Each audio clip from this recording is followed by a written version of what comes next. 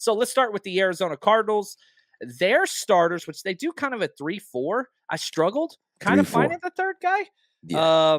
Lakey Fotu, Carlos Watkins. I feel like those are the key starters there.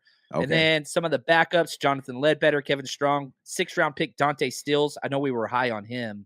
And then Jacob Slade, couple other guys. So not a prominent group by any stretch. Losing J.J. Watt last year.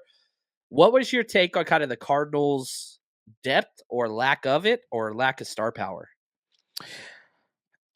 I mean, it just doesn't look good. I feel like you mentioned Leke Fotu. I mean, what about Rashard Lawrence?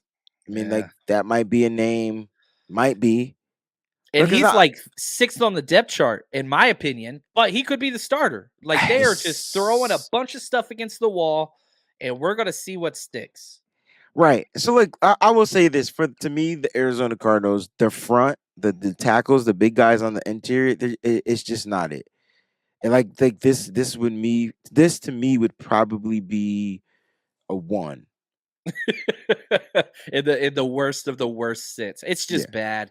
Like if you look at Lakey Fotu had the most snaps with 499 last year. They had a couple guys, Carlos Watkins, Kevin Strong had 300, but they need people to step up. Like that's all there is to it. Yeah. It's just bad. And if you look at their PFF scores, none of them are good. They're all bad. They don't have a player ranked in the top 70 of defensive interior players. Just doesn't exist. So, all right, let's go to the Rams. Let's check them out. Aaron Donald, right? You've got Aaron Donald, and then I don't know what else behind him. I could not tell who was starting. Copeland. They did have 3rd-round pick Kobe Turner. Yeah. Ernest Brown the 4th, Bobby Brown the 3rd. Bobby Brown, baby. I love me some Bobby Brown.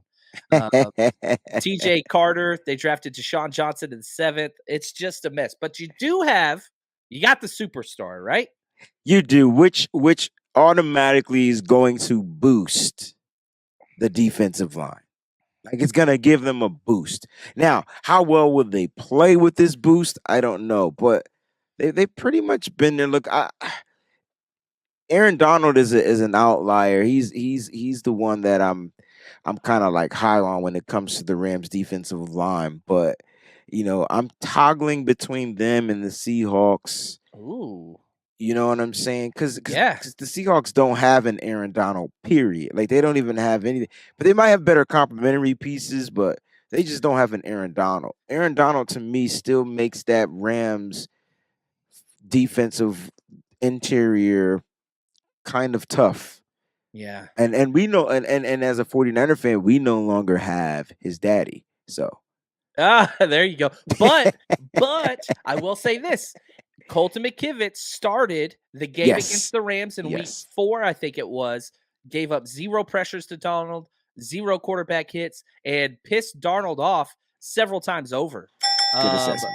And so maybe we got a new daddy in town. That's what I'm supposed to say. Now, what I will say this, Jedi, he says, I can't do these lists. I'm too much of a homer. I love jumping out of my Niner shell and trying to pay attention because here's the deal. Every single team has the exact same goal heading into the season. Win your division. Win your division. Niners went 7-0 against the NFC West last year. 7. Ugh.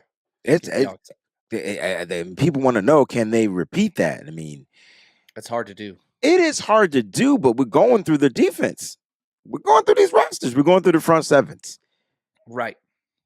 And so, like, you're saying to yourself, I mean, damn it, we can establish the run game. We should be pretty much A-okay, right? I mean, it's a big if, but right. Like, again, that's Aaron Donald. Now, what makes it easier for teams to kind of like take care of him is the fact that they just don't have the caliber quality starters from the other guys. Like, you know what I'm saying? And I think that's kind of what makes them, accessible and being able to get through to him. And so, yeah, we can deal with Aaron Donald. They ain't got nobody else, so we just put our attention there. But I still feel like Aaron Donald is still one of the best defensive players in the league. I will not denounce him. He's still that dude. Oh, 100%. And, Shot J, the man, look at him, those big old muscles, says, how motivated will Aaron Donald be knowing they have next to Mhm. no shot at the Super Bowl and he's on the verge of retiring? Remember, he almost retired after the Super Bowl season, That's true. but he got that money. Aaron Donald he has a dead cap hit of 59.5 million this year. Next year, 33.5 million. And then he's got a void year of $16 million cap hit. So he's gonna be making that money. And I think he's gonna try to pad stats, which he doesn't need to do. I mean, he'll be a first ballot Hall of Famer, but that's what this is. This is a money and stats year for him. And we saw last year they shut him down whenever he was quote unquote injured. I think we could probably see that again. Would you agree? I agree. Again, he's going to be dominant. It's who he is by nature. Until he gives up the ghost, he's gonna remain dominant. He's like Yeah. the second coming of what we had from like the Reggie Whites and that type of He's the that good. He is he's that good. that good. Yeah, I was He- didn't know who else to throw in there, but Warren Sapp, those guys. You know what I mean? Like he's like the second coming in the new generation of that. He's not as big, but he's just as strong and just as physical, just as dominant. I do think it's weird that his best games have not come against the They Niners. won't come again. They will never come against the Niners. One of my favorite memories, and this is when we sucked. We were wearing the all black jerseys. We only won 2 games that year, but they were both against the Rams. And he got thrown out of the game and slammed I'll his slam his helmet helmet. down. Oh man, I was laughing. Oh, you mad? You mad, bro? Uh, I love it. All right, let's go to the Seattle Seahawks defensive tackles. Now they had a big signing. We had a huge signing with Javon Hargrave, but they got Draymond Jones, who I think is a top 10 defensive tackle, Jaron Reed, and they've got some good backup players. Mario Edwards Jr., he's an inside outside guy. Byron Moore, Cameron Young, they drafted in the 4th. Mike Morris, your guy, Yeah, out of from Michigan in the Michigan. 5th round, who's again another edge tackle guy, but I He's think he'll be more inside. yeah, he's built like an interior guy, but in Michigan he played more the edge. It's gonna be interesting to see how they use they have Boye Mafe there. They got some talent in their second level with the linebackers. But going back to that front, um, this it's a talented group, and we all know that Seattle just likes to build off of those secondary, second blue collar type of guys where they find these fifth round, fourth round, eighth round. I know there's no 8 rounds, but they get these guys and they come in and they just play dominant football. I feel like that's what they're gonna probably try to do. And with the addition of bringing, Bobby Wagner back, which we'll get into that level soon, I feel like they have a pretty tough interior up front. And so but they don't have a guy like Aaron Donald. Nobody does. Well, I think that there's Well, 3 prominent defensive tackles in the NFL. I would say number okay. 1 is Chris Jones. He was my Chris Jones runner-up from for Kansas defensive player of City. the year. Aaron Donald and Javon Hargrave. Like, Yeah. those are the 3. And so that's the game changer because I'm looking at their interior, look at their nose guys. I'm looking at their other guys up there on the front. I mean, I like Draymond Jones. I mean, I think that's the guy that everybody's going to be circling on, but he's still not that No. he's not that dynamic of a player. I'm still He going was to the put 96th rated ooh. Pro Football Focus defensive tackle. So like But he's a good player. here's my order. And I can't even give you an order, but I Oh, we gave gotta you do my Niners one. first. You wanna I walk us through Niners? Let's go Or are through we Niners good? We first. know Are we not gonna do the Niners because we all know it? No, but maybe somebody that's watching the show that isn't a 49ers fan, they don't know it. So let's go through the Niners and then we'll do our rankings. Okay, Javon Hargrave, Eric Armstead, wow. Then Javon Kinlaw, Kevin Givens, Kalia Davis, we ain't seen him yet. Ty McGill, Kerry Hyder, Alex Barrett, Spitzer Wagee, Marlon Davidson.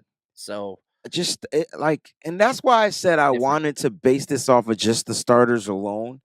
Because our two interior guys, to me, just seem superior than the other guys and their interior guys, right?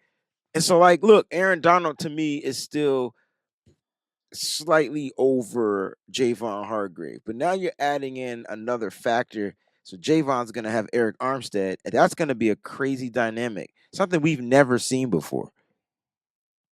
Yeah. Yeah. So, So let's hear your 4. Start at the bottom, Drake style, go to the top. all right. So starting from the bottom, I guess number 4 would be the Arizona Cardinals. I got Seattle at 3. I got to put respect on Aaron Donald's name. Put Los Angeles at 2, and then I got the Niners number 1. So I have the exact same order. Oh Exact snap! same order. So I even like I have the Niners at 1, then I have a huge gap. I think Rams and Seattle are close. They are And close. it's because of Aaron Donald, like you said. I think the Seahawks have the most depth outside of the Niners. So that keeps them up there because I think they've got 4 decent tackles, but none are playmakers. And then the Cardinals might be the worst defensive tackle group in the NFL. I mean, it's a joke. It's a Eh, joke.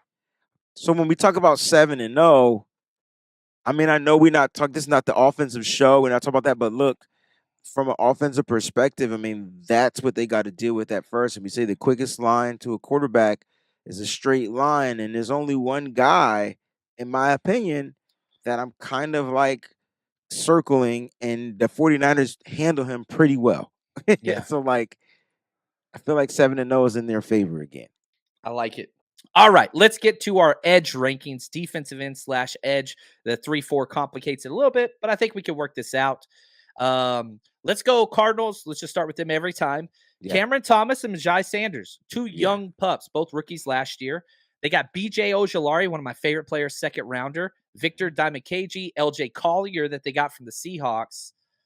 What do you think about the Cardinals edge guys? Speed, Speed, a lot of speed, like need undersized speed. undersized speed. They're gonna be asked to do a lot. Um, Here's the thing though, like, and it's weird, right? Because I just feel like they probably will match up pretty darn well against the majority of the teams in the league. But then when you hit them with a team with like a crazy arsenal of weapons, or like the 49ers, where they can kind of put this guy, they could put Christian McCaffrey here, get him on a linebacker, put this guy here, Debo, like Oh, it's gonna expose them because they're young and they're still learning, but they have speed. I actually like this group of linebackers now that I think about it. it's very unproven, but like they notice what they want to do. They want to Yeah. do this 3-4. And again, Hmm. think about who their head coach is, Jonathan Gannon, who was with Philly. He wants the ultimate speed guys, Josh Sweat, right? Brandon Graham. You've got what's his name? Gosh, Hassan Reddick. Like Ready?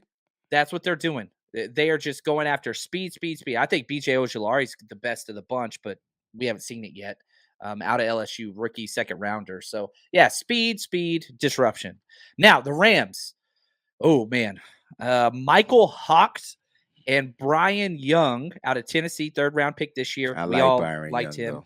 Nick Yeah. Hampton, fifth round pick this year. Ocean Mathis, sixth round pick this year, and then Christian Rosebloom maybe. But it's a lot of young pups again. Oh, What do you this is think of the gonna be Rams? it's gonna be interesting. Again, young pups. These to me, these are more the unproven guys, right? Because they haven't played much. At None least of the them. other One guys of got them a has. right. But at the end of the day, like I always thought their linebackers were suspect. I didn't even think last year Bobby Wagner had a great year, even though he had a great year is weird. Him being gone, Well, against the uh, Niners, he was not good. against the Niners, he wasn't good. Except didn't he make some type of tackle on the field, but some other guy. But anyway, no. When it comes to their linebacking core, I'm not really sold on them. I just don't think they can compare. I actually like the Cardinals better. Yeah, interesting. Now, I looked up the snaps. Michael Hawks played 400 snaps, 409. Okay, Nobody played over 72 snaps. Kiara see, Thomas played 71. Daniel Hardy 41. Like their edge. Again, they lost Von Miller. Then they lost what's his name? Leonard Floyd. Leonard They've Floyd. just lost, and they haven't replaced. Yeah, They haven't replaced. So not with the that's quality from that they got from those players. They their haven't been dart able to throws. replace. Right, Young dart throws, a third, fifth, and sixth round pick.